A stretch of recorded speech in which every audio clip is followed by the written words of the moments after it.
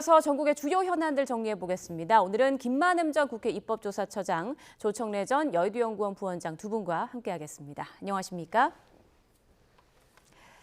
네, 오늘은 조희대 대법원장 얘기부터 나눠보겠습니다. 조희대 대법원장이 지난 대선을 앞두고 한덕수 전 총리 등과 만난 자리에서 이재명 사건은 대법원에서 알아서 한다라고 말했다는 이 여권발 의혹에 대해 정면으로 반박했습니다. 하지만 여당의 공세는 수그러들지 않고 있는데요. 화면으로 함께 보시죠.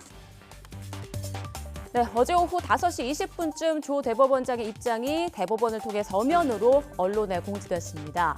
이재명 대통령 선거법 위반 사건과 관련해 한 전 총리 등과 만나 논의한 적이 전혀 없다는 내용이었습니다. 조 원장의 육성으로 관련 입장을 듣기 위해 어제 대법원 앞에는 취재진이 몰려들었는데요. 대법원장님, 민주당에선 한덕수 전 총리 등과 만났다는 녹취 증거 있다는데 입장 있으신가요? 정치권에서 사퇴 요구 나오고 있는데 어떤 입장이십니까? 조 대법원장은 기자들의 질문에 아무런 답을 하지 않고 미소 띤 얼굴로 두 손을 가지런히 모으고는 수고하십니다라는 짧은 말만 남기고 차에 올라탔습니다. 조 대법원장의 입장 발표에 민주당에서는 특검을 거론했고요. 또 국민의힘은 공작이라고 목소리를 높였는데요. 들어보시죠. 12.3 비상계엄 때, 서부지법 폭동 때 그 무거웠던 조희대 대법원장의 입이 어제 가볍게 풀렸습니다. 본인의 의혹에 대해서는 참으로 가볍게 그리고 빠르게 입을 열었습니다. 억울하시면 저는 특검에서 당당하게 출석해서 수사를 받고 본인이 명백하다는 것을 밝혀주면 될 일이 아닌가. 누군가가 제보를 들먹입니다. 출처를 알 수 없는 자기들끼리 만든 녹취를 들이밉니다. 대통령실이나 총리는 있을 수 없는 일이라며 화들짝 놀란 척을 합니다. 개딸이 달라붙습니다. 좌표를 찍습니다. 여론몰이 수사가 시작됩니다. 그렇게 사냥은 끝이 납니다. 오히려 진짜 수사가 필요한 것은 지라시에 의한 공작입니다. 네, 여권을 중심으로 제기하는 의혹에 대한 조희대 대법원장의 입장문 그리고 여야의 입장까지 들어봤는데요. 이 사태에 대한 생각 좀 여쭤볼게요. 이 문제가 불거지기 전에 조희대 대법원장 사퇴를 여권에서 요구했었죠. 예. 심지어는 대통령실이 동조하느냐 마느냐 가지고 문제가 됐다가 대통령이 상당히 신중 모드 들어갔고요. 이 시점에서 불거졌어요. 조금 전에 나왔다시피 입장문에서는요. 한덕수 전 총리와는 이 문제를 가지고 논의해 본 적이 없다. 나머지와는 만난 적도 없다. 라는 내용을 자세히 보면은 한덕수 전 총리하고는 아마 사법부의 수장이기 때문에 이런저런 자리에서 의전 절차 사항에서는 만날 수도 있었을 거다. 다만 공식적으로 이 문제를 가지고 만난 적은 없다. 그런 표명을 하는 것 같고요. 나머지하고는 만난 적도 없다라는 정도 얘기로 그쳤습니다. 그렇다면 더 이상 논의가 진전되려면은 이거에 대한 반박 증거들을 내야 될 것인데 거기까지는 나오지 않고 있습니다. 예. 이 상황에서 정청래 대표가 특검 얘기하는 것은 좀 느닷없다는 생각이 좀 들고 있고요. 그리고 서영교 의원이 지난 5월 달에 얘기했다가 같은 내용을 지금 얘기를 하고 있는데 네. 뭔가 논의가 되려면은 더 진전된 자료를 내야 될 것인데 제3자가 또 다른 제3자의 얘기 들은 걸 가지고 녹취를 가지고 얘기하는데 조금 더 진전시키려면은 뭔가 좀 직접적인 당사자하고 논의를 드려야 될 것인데 당사자들은 모두는 지금 나온 사람들은 전면 부인하고 있는 상황 아닙니까? 예. 그래서 시끄럽게 들고 있지만 내용상으로는 조금은 실체가 없는 내용을 가지고 민주당 쪽에서 공세를 펼치고 있다 이런 느낌이 듭니다. 진전된 자료가 없다 이런 말씀해 주셨어요. 어떻게 생각하십니까? 아니 이 정도로 중대한 사안을요. 사법부 전체를 들었다 놨다 흔드는 사안인데 그걸 공당이 문제 제기하면서 최소한의 검증도 안 했다. 이게 정말 이상하고요. 그다음에 이게 5월 달에 열린공감TV에서 풀고 그 4일 뒤에 서영교 의원이 법사위에서 또 풀고 이번에는 16일 날 김우준 TV에서 민주당 초선 의원들이 풀고 하루 뒤에 부성찬 의원이 대정부 질문에서 풀었습니다. 면책 특권을 활용한 거지요. 그러면 4개월 동안에요. 장소라든가 시간이라든가 뭐 정황이라든가 이런 게 특정된 게 아무것도 없습니다. 그야말로 공익제보에 버금갈 정도의 폭로가 있었다면 이 네 사람이 일반 사람은 아니잖아요. 어디 식당을 가더라도 남 눈에 띄는 사람들이고 수행원들만 해도 적지 않은 사람들인데 장소 특정도 없고 육하원칙에 맞는 게 아무것도 없습니다. 누구와만 나왔습니다. 어디서 언제 어떻게 무엇을 했다는 얘기도 없고요. 그래서 저는 이건 날조라고 봅니다. 아직까지는 의혹만 나와 있는 상황. 계속해서 조희대 대법원장 관련 의혹들에 대해 두 분과 좀 짚어보겠습니다. 그런데 의혹을 처음 제기한 그 서영교 민주당 의원이 대법원에 공식 반박이 나온 이후에 관련 녹취 파일은 있지만 회동 여부는 정확하지 않다. 이렇게 말한 걸로 알려지고 있거든요. 이건 어떻게 이해를 해야 할까요? 파악이 안 된 상태로서 얘기했다 하겠습니다. 최근에 민주당을 중심으로 해서 언론의 오보 또는 가짜 뉴스에 대해서 엄격하게 하자는 징벌적 손배 5배까지 하자 해가지고 뭐 언론중재법 개정이 일부가 통과가 되고 그런 상황이 있지 않습니까? 그 가운데서 오히려 가짜 뉴스는 유튜브 쪽에 많이 나오는데 유튜브에 대한 뭔가 정보통신망법 이것도 같이 개정을 해야 된다 논의까지 나오고 있고요. 그런데 오늘 보니까 역시 일반의 그동안의 언론들의 가짜 뉴스 논란보다는 더 심각한 게 정치권과 유튜브의 문제이 지금 드러나고 있는 거 아니겠습니까? 바로 이런 문제가 됐을 때 어떻게 할 것인가. 조금 전에 아까 조 부원장 얘기했지만 지난 5월 11일 날 먼저 특정 유튜브에서 이것을 불확실한 채로 했다가 이게 다시 정치권에 또 인용이 됐다가 본회의장에서까지 지금 거론이 되고 있는 이런 상황이 됐는데 적어도 저는 언론들의 가짜 뉴스라든가 오보에 관한 엄격한 뭔가 통제를 얘기하려면은 정치권 스스로 이렇게 불확실한 걸 가지고 의혹을 키우는 이 문제에 대한 내부 대책, 내부 개혁책을 먼저 내놓을 필요가 있다.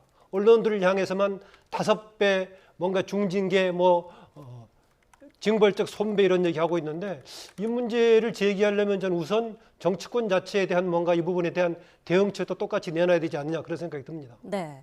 자, 정치권에서 불거지고 있는 가짜뉴스 또한 대책이 좀 필요하다라는 말씀해 주셨습니다. 자, 조희대 대법원장의 입장 표명과 무관하게 정치권 공방은 계속 거세지고 있는데요. 관련한 목소리 잠깐 듣고 오겠습니다. 과거에 김대엽 사건, 또 뭐 그리고 오세훈 시장을 그 겨냥한 생태탕 사건. 예. 그 최근에는 뭐 한 몇 년 되었지만 또 첼리스트 술자리 술자리요? 사건 예. 뭐 그런 식으로 계속 진행을 하죠. 그러나 모두 다 사실무근으로 그 거론한 자체가 사실이 아니다라고 밝혀지거나 또는 더 나아가서 당사자들이 처벌을 받아도 예. 그래도 끊임없이 이분들은 이 시기가 되면 발작적으로 무슨 저 몸속에 바이러스가 있다가 전부 그 발작을 하는 것인지. 예.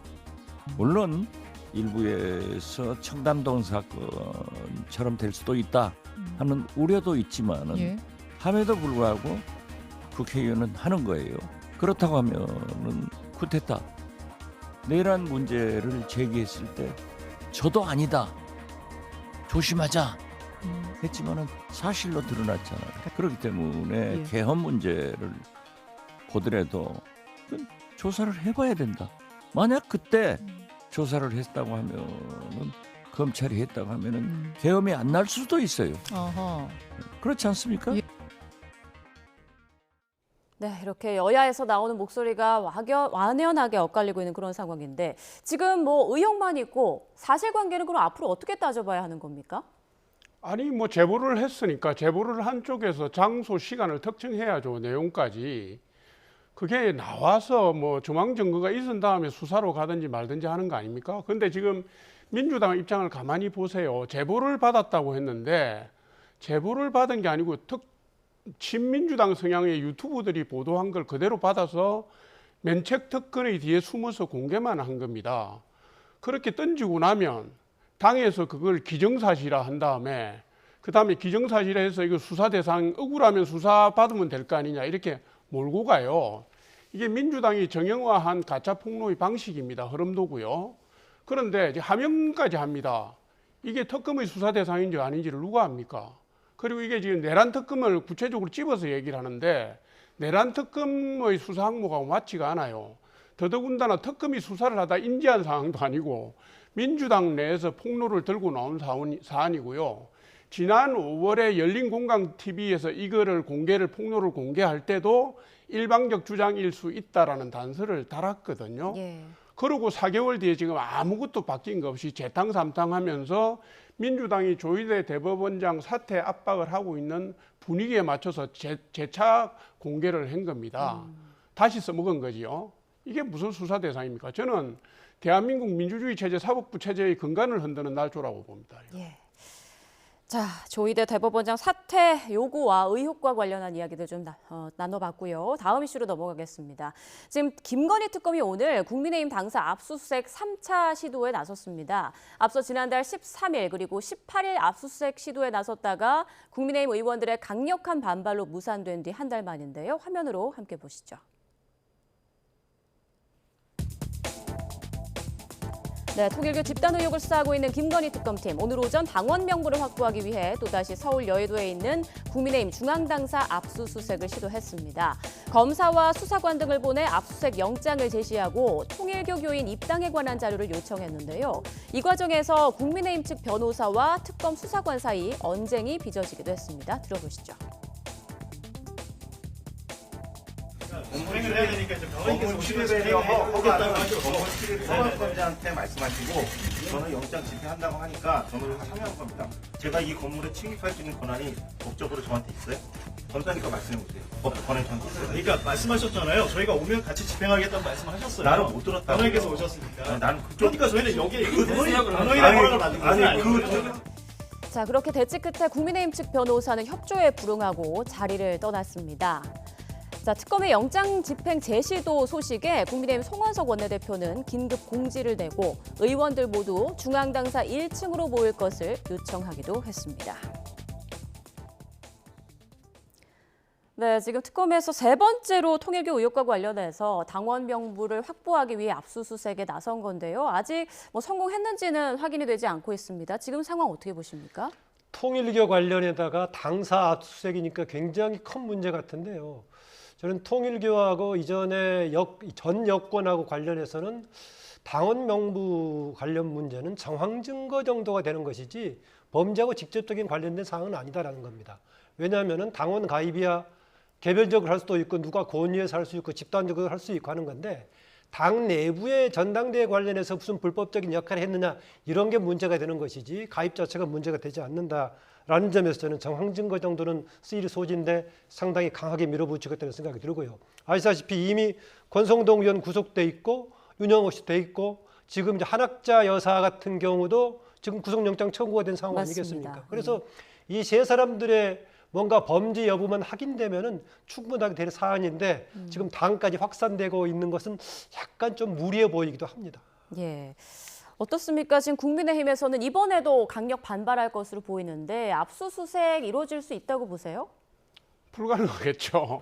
한 달 만에 왜 이러는지 모르겠는데요. 요새 특히 김건희 특검이 보니까 정치를 하고 있어요. 지금 말씀하셨는데 예를 들어서 대가성으로 당원을 집단으로 입당시켜서 밀어줬다라는 것을 증빙하고 싶은 모양인데요. 지금 말씀하신 것처럼 통일교에서 다른 문제에 대해서는 불법 정치 자금이나 뭐 기타 등등에 대해서는 윤영호 세계본부장 등 기타 등 관계자들의 진술이나 증거를 통해서 언론을 공개되고 있는 상황인데 그러면 그분들한테 당신들이 입당시킨 사람들의 명단을 1,000명이든 2,000명이든 3,000명이든 가져와라 하면 되는 거 아닙니까? 그리고 지금 우리가 통일교에서 입당시켰다고 하는 명부를 가지고 있는데 국민의힘 너가 이거 확인해둬라 이렇게 가야 맞는 것이죠.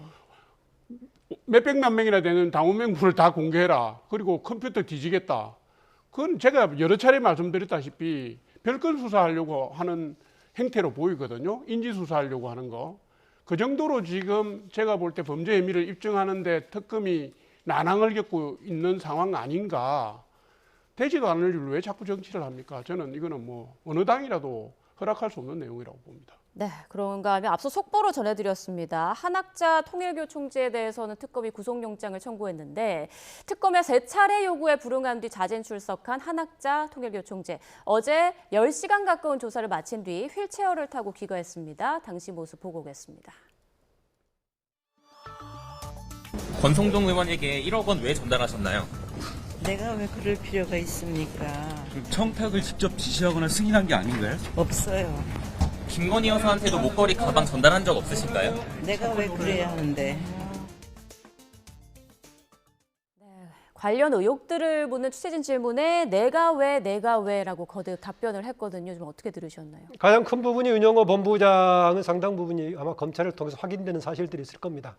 거기에 지금 한 총재 본인이 직접 지시했거나 관여가 돼 있는 부분인가 할 건데 뭐 관여가 돼 있더라도 입증의 문제 아니겠습니까? 그래서 그 부분의 고리를 좀 끊으려고 하는 것 같고 또 하나는 가방채 아니면 뭐 쇼핑백에 통째로 권성동 의원한테 뭐 줬다고 하는 것들이 거기에 무슨 간단한 넥타이 선물만 줬는지 아니면 사람들이 상상하는 큰 뭐 액수의 돈이 들었는지 알 수 없는 부분인데 그런 것 등을 검찰 쪽에서 확인시켜 줄 것인지 이런 것이 변수가 될 것 같습니다. 아마 현재로서는 총재의 그렇게 넙죽 인사하고 할 정도니까 전체적으로 총재의 뜻에 따라서 반영한 거 아니냐. 더구나 해외 사업 관련까지도 통일교 전체의 큰 사업하고 관련된 문제니까 그 정도면은 총재의 의사가 같이 전달돼 있지 않겠느냐 좀 이렇게 보는 쪽 같습니다. 네, 구속영장 발부 여부는 상황을 좀 지켜봐야 할 것 같고 김건희 씨 측에 고가의 그림을 건넨 의혹을 받고 있는 김상민 전 부장검사는 새벽에 구속됐습니다. 역시 증거인멸 이유를 좀 든 것 같아요. 이유는 그거죠. 예. 그런데 이제 이게 매간매직용으로 개인 돈으로 구매해서 상납했다라는 주장하고 대리 구매를 했을 뿐이다라는 주장이 지금 엇갈리고 있는 상황이잖아요. 그리고 실제로 1억 4천이든 1억 3천이든 그 돈이 어디에서 나와서 어떤 경로로 유통됐는지를 특검이 입증을 해야 하는데 예를 들면 대리 구매 같으면 김건희 여사 측에서 돈이 건너간 게 나와야 되는 것이고요. 아니면 김상민 전 검사가 했다면 김상민 전 검사가 1억 4천을 어디서 만들어서 갔는지 이걸 밝혀야 되는데 일단 구속영장이 발부된 걸 보면 예. 그러니까 직접 구매한 걸로 본다라는 거 아니겠습니까? 그러나 이거는 제가 볼 때는 구속 이후에 재판을 통해서 증명이 되고 쟁점으로 다루어질 부분이기 때문에 지금 뭐라고 얘기하기는 힘들다 이렇게 보는 것이죠. 네, 특검 수사 상황까지 좀 짚어봤고요. 주제를 좀 바꿔보겠습니다. 법무부가 이화영 전 평화부지사에 대한 검찰의 술자리 회유 의혹과 관련해서 감찰을 지시했습니다. 그러니까 이화영 전 부지사 얘기를 들은 수용자와 교도관 진술 등을 근거로 판단을 한 건데 어떤 내용을 주로 밝혔습니까? 그동안에 아마 이게 24년 4월에 1심 재판 진행 과정 중에서 불거졌기 때문에요. 절차상으로 보면은 1심, 2심 과정에서 검토를 하긴 했을 겁니다. 그런데 이화영 당시에 피고 측에서 주장했던 것에 대해서 법원 쪽에서는 신빙성이 없다.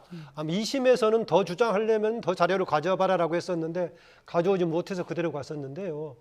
지금 새 법무부 장관 체제가 들어와 가지고 여러 가지 뭔가 조사하다 보니까는 상이한 점이 발견됐다. 그래서 본격적인 이제 감찰을 해봐라라고 지시한 거 아니겠습니까? 상당히 신중한 정성훈 법무부 장관인데 다시 감찰을 정도 지사할 정도 했다면은 뭔가 다른 게 나왔을 거다. 그러나 당시 관여됐다고 했던 부장검사는 전혀 본인이 아니라고 얘기하고 있으니까 이제 드러난 사항을 가지고 서로 비교해 보면서 아마 확인을 해야 될 단계가 아닌가 그렇습니다. 네, 말씀하신 대로 박상용 검사는 입장문을 통해 사실 무근이다라고 거듭 밝혔고요. 법무부 발표는 진행 중인 재판에 부당한 영향을 미치려는 의도가 있다라고 말을 했어요. 좀 어느 당연하죠. 정도? 예. 왜냐하면 한번 돌아가 보시죠. 이게 처음에 이화영 전 부지사가 이걸 폭로했을 때요. 날짜를 특정을 못했습니다. 몇 번 번복을 했거든요. 그래서 최종 날짜로 집은 게 6월 18일이었어요. 근데 그날 검찰에 출정을 하지 않은 날이라는 게 밝혀져서 사실 무근이 된 거고요. 수개월 동안 교도관 전수조사했었고 경찰에서 수개월 동안 수사를 해서 혐의 없음 그게 사실이 아닌 걸로 사실 무근으로 드러났습니다. 났고 이화영 전 부지사에 대한 대법원 판결에서도 이 부분은 채택이 안 됐어요. 사실이 아니라고 본 거죠. 그런데 정권이 바뀌고 난 뒤에 갑자기 날짜가 5월 17일로 특정이 됩니다. 저는 이게 짜맞추기 냄새가 난다고 보는 거거든요. 출정 일자를 맞추어 가지고 앞뒤로 맞춘 듯한 느낌이 드는 것이고 갑자기 수인들하고 교도관들 중에 뭐 처벌을 안 하는 조건으로 말을 풀었다 이런 얘기가 나오고 이화영 전 부지사는 5월 17일이 5.18 전날이라서 술 먹은 걸 얘기할 수 없었다 이런 얘기를 합니다. 아니 이재명 당시 지사에게 대북 송금을 보고했다는 것이 그날 술자리 회유를 받아서 말을 잘못한 것이라는 중대 혐의와 관련된 내용인데 5월 17일 날 먹은 거라서 당시에 말을 못했다? 그리고 이분이 뭐 참치회하고 밥 먹고 난 뒤에 그렇게 회유를 당할 정도의 그런 정도의 지적 수준이나 교육 정도를 받은 사람 아니잖아요. 그러니까 이런 전후 관계를 보면 석연치 않다라고 보여지는 것이고요. 법무부에서 실태 조사를 한 다음에 감찰 지시를 하는데 실태 조사에서 뭐가 나왔는지 법무부가 명명백백하게 밝히는 것이 먼저 아닌가 싶습니다. 네, 감찰 결과를 좀 지켜봐야 한다라는 말씀해 주셨습니다. 자, 그런가 하면요. 보수 진영에 가깝고도 먼 두 전직 대통령이죠. 이명박 전 대통령과 박근혜 전 대통령이요. 어제 한 언론사 행사장에서 조우를 했습니다. 무려 12년 만이라고 하는데 어떤 이야기를 나눴을까요? 화면으로 함께 보시죠.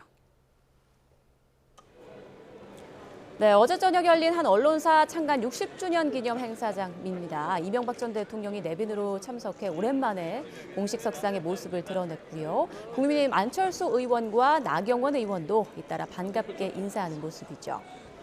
자, 그런데 이 자리에 박근혜 전 대통령도 모습을 드러냈습니다. 대구 달성군 사저에서 차를 타고 4시간 만에 행사장에 도착했다고 하는데 박 전 대통령을 본 이명박 전 대통령이 먼저 성큼 다가가서 말을 걸었습니다. 들어보시죠.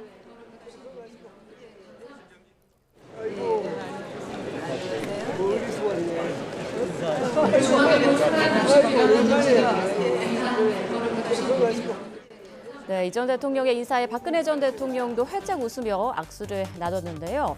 박 전 대통령도 오랜만에 건강한 모습으로 뵙게 돼 반갑습니다라고 답했다고 합니다. 이 두 사람의 악수는 놀랍게도 무려 12년 만이라고 합니다. 지난 2013년 박 전 대통령 취임식에서 이 전 대통령이 대통령 자격으로 참석한 이후 단 한 번도 안 본 건지 못 본 건지 10년 넘도록 만날 기회가 없었던 겁니다. 얼어붙은 최근 전국 상황에서 어제 자리 배치도 눈에 띄었는데요. 박근혜 전 대통령 바로 옆자리는 최근 사퇴 압박에 시달리고 있는 조희대 대법원장이 무거운 표정으로 참석했고요.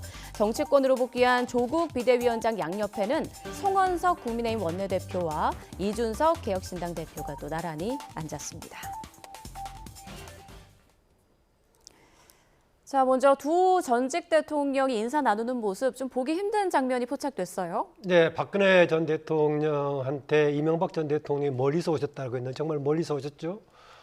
상당히 중앙에 이렇게 본인의 얼굴을 내비치는 게 아마 처음일 겁니다. 지난번 석방 이후로 대구로 내려간 이후에요. 그 부근에서는 측근들도 지지자들하고 같이 어울리는 모습이 보여지긴 했는데 중앙 무대에서 그렇게 됐고요. 더구나 현재는 이전의 대통령이었던 윤석열 전 대통령이 지금 감옥에 있는 상황 아니에요?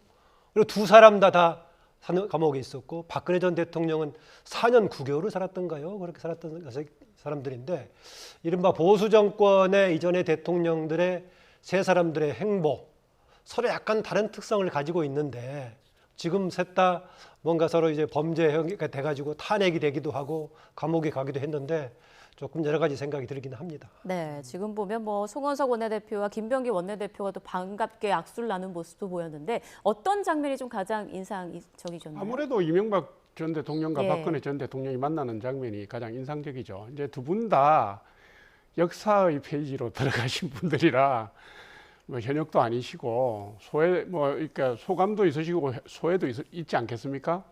저는 그냥 편안하게 보면 되는 장면이라고 보고요. 예. 좌석 배치도 뭐 전직 대통령을 중심으로 해서 의전서열에 따라서 앉힌 것 같아요.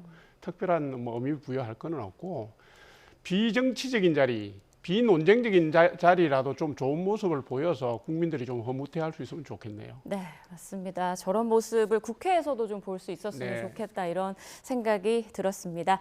네, 두 분과는 여기서 인사 나누겠습니다. 지금까지 김만흠 전 국회 입법조사처장, 조청래 전 여의도연구원 부원장과 함께했습니다. 고맙습니다.